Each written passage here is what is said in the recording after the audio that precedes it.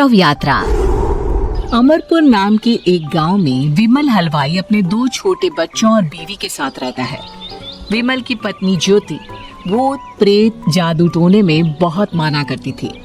इसका बिल्कुल विपरीत विमल इन चीजों को दकियानुसी माना करता था। रोज की तरह विमल अपने मिठाई की दुकान जाने के लिए निकलने की हड़बड़ी में होता है। मैं निकलता हूँ ज्योति, देरी हो जाएगी, दुकान भी खोलनी है मुझे। अजी ध्यान से, आज अमावस्या है। रास्ते में कोई कपड़ा या कुछ भी गिरा हो तो उसे लांग मत दीजिएगा, बगल से चली जाइएगा। अरे ऐसे तो तुम मुझे पागल ही कर दोगी क्या? हाँ, मैं नीचे देखकर चलूं कि सामने से कोई गाड़ी घोड़ा आकर मेरे ऊपर से चला जाए? दोनों हालत में तो मेरी ही मौत है। अरे क्यों सुबह सुबह इतनी अपसुगनी बातें कह रहे हो जी? मेरे गांव में तो ऐसा आंखों के सामने होता हुआ देखा है मैंने, इसीलिए कहती हूँ, वरना मुझे क्या, पड़ोसी को तो नहीं कहना चाहती मैं। पति हैं आप मेरे, इसलिए बोल रही हूँ। विमल अपनी मिठाई की दुकान चला जाता है। दुकान पर पहले से ही ग्राहकों की लंबी लाइन लगी हुई थी। ये लो, वहाँ ज्योति अमावस्या को लेकर परेशान है और आज तो हमेशा से ज्यादा ही लंबी लाइन लगी पड़ी है। अच्छी खासी बिक्री होगी आज। विमल दुकान खोलता है। एक के बाद एक ग्राहक उसकी दुकान पर मिठाई ले रहे होते हैं। तभी गांव की एक बूढ़ी औरत विमल से कहती है, जिस तेजी से बिक्री हो रही है, कहीं किसी की नजर ना लग जाए, नींबू मिर्ची टांग ले। अरे क्या चाची तुम भी, ये सब नजर बजर कुछ नहीं होता है। कैसे लोग हैं मेरे आसपास। अपनी दुकान से शाम को विमल हंसते कूदते वापस घर आता है। हाँ, आज तो अच्छी खासी बिक्री हुई है। 1 महीने में जितनी बिक्री होती है, एक ही दिन में आज उतने पैसे कमा लिए मैंने। ये तो बहुत अच्छा हुआ जी, आज ही घर की नजर उतारी है मैंने। बिक्री तो अच्छी होनी ही थी। अच्छा, तुम खाना लगा दो, सारा माल बिक चुका है। मुझे शहर जाना होगा, कुछ चीजों की जरूरत पड़ेगी। रात भर मिठाई बनाऊंगा, तब जाकर कल सुबह दुकान खोल पाऊंगा। खाना खाकर विमल शहर जाने के लिए निकल पड़ता है। सुनिए जी, ध्यान से जाइएगा। चौरस्ते पर किसी जादू टोने की चीज पर पैर मत रख दीजिएगा। हे भगवान, हद हो गई ज्योति, ये तो मैं जा रहा हूँ। विमल गुस्से से शहर जाने निकल पड़ता है। रात का काला घना अंधेरा, चांद की एक भी किरण ना होने के कारण अंधेरे में कुछ भी देख पाना मुश्किल था। जंगल के बीच के एक अधकच्चे रास्ते से विमल जा रहा होता है। चारों तरफ गुफ अंधेरा और सन्नाटा सुनाई दे रहा था, और सुनाई दे रही थी विमल के पैर के नीचे आ रहे सूखे पत्तों की आवाजें। तभी अचानक दूर से उसे कुछ आवाजें सुनाई देती है। अरे, ये इतनी रात को जंगल के रास्ते कौन जा रहा है? शायद कोई टोली होगी।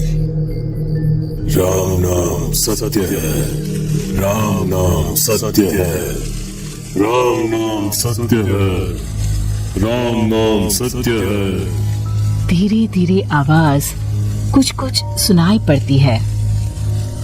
आवाज धीरे धीरे और नजदीक आती सी लगती है। विमल देखता है कि उसके सामने से सजी धजी सफेद कपड़े में लिपटी एक अर्थी निकल रही है, जिसके साथ 5 लोग ही थे। 4 आदमियों ने उसे कंधा दिया हुआ था। एक मटका लिए आगे आगे बढ़ रहा था। विमल के बिल्कुल सामने आकर अर्थी रुक जाती है। उसमें से एक आदमी विमल से कहता है, अरे भाई, जरा अर्थी को कंधा लगाना, मैं बहुत थक गया हूँ, बड़ी मेहरबानी होगी। हाँ भाई, कंधा तो मैं लगा दूं, पर रात को 12 बजे ये शव यात्रा, इस समय कौन अर्थी ले जाता है? तभी विमल को ऐसा लगता है कि शव में से आवाज आई। ये आवाज। मजबूरी है भाई, आप कंधा दीजिए, मैं रास्ते में सब बताता हूँ आपको। विमल अर्थी को कंधा दिए चल रहा होता है कि उसे ऐसा लगता है कि हाथ में मटका लिए जो आदमी शव के आगे चल रहा है, उसके पैर उल्टे हैं। क्या हुआ भाई, हकला क्यों रहे हो? वो आपके साथी के पैर उल्टे। विमल अपनी बात पूरी भी नहीं कर पाता कि वो देखता है कि उस आदमी के पैर तो सीधे ही है। अरे नहीं नहीं, कुछ नहीं, मुझे शायद वहम हुआ होगा। धीरे धीरे सब आगे बढ़ रहे होते हैं। तब विमल को अचानक लगता है मटकी में से एक हाथ बाहर आ रहा है। विमल घबरा जाता है। इसके पहले वो कुछ बोल पाता, कल्लू कहता है, मेरा नाम कल्लू है। हम 6 दोस्त थे, जिसमें से एक को तो तुम सोया हुआ देख रहे हो। इतनी पक्की दोस्ती थी कि जैसे हम सब सगे भाई हैं। पर किस्मत का कोई क्या कर सकता है। आज से 4 साल पहले एक नदी में हम सब नहाने गए थे, जिसमें डूबकर राजेश की मौत हो गई। किसी मजबूरी के कारण हमें उसकी अर्थी को रात को ही शमशान घाट ले जाना पड़ा। हम 5 उसे ले जा रहे थे। 4 साल पहले आप 5 में मैं कुछ समझा नहीं। मंकू अपनी गर्दन पीछे घुमाकर अपनी आंखें बड़ी बड़ी कर विमल से कहता है, अरे भाई, पूरी कहानी खत्म होने दो, फिर बीच में बोल लेना, ठीक है? तभी रास्ते में एक हादसे में अपने दोस्त के साथ हम सभी मर गए। वो सामने देखो, हमारा दोस्त। विमल सामने देखता है। उसे दिखता है कि एक ऐसा आदमी जिसका शरीर कई जन्मों से पानी के अंदर रहने के कारण सफेद पड़ गया है। उसकी आंखें बाहर की ओर निकली हुई थी।